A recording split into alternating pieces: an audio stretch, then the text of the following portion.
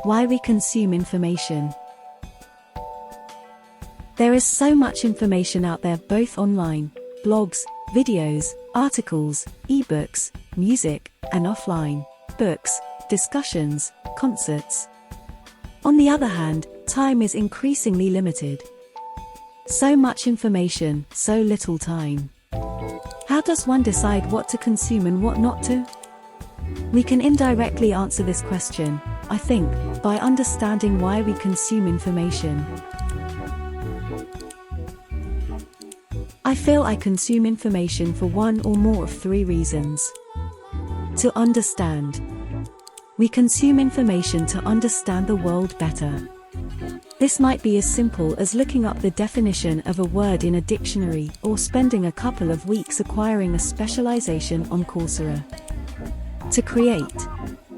We might not do this consciously, but often we make connections between different pieces of information we have consumed to produce new and sometimes original information. To stimulate. Finally, we consume a lot of information, for no other reason, except because it is fun, enjoyable, or entertaining. Now that we have specified our goals, I am going to present some speculations on how these goals might be met.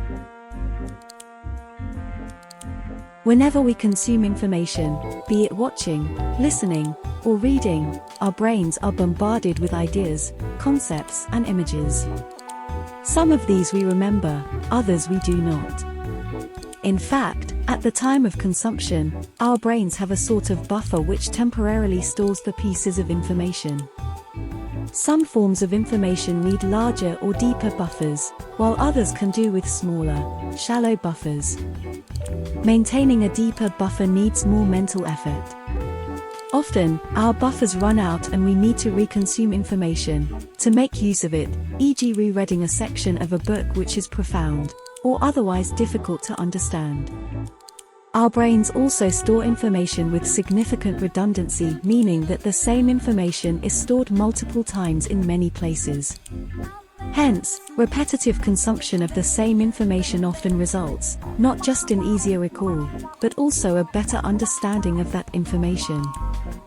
In fact, in many disciplines, e.g. music, memorization, acquired through repeated consumption, has been considered essential for a more complete understanding. As implied above, by creativity I'm specifically referring to the creation of ideas.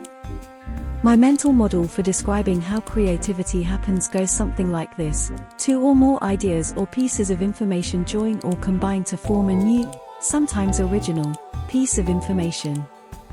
Matt Ridley describes creativity as what happens when ideas have sex. Creativity is intricately connected to the process of understanding. The more ideas and concepts we deeply understand, the larger opportunity for ideas to combine and recombine to form novel ideas. What makes an idea stimulating?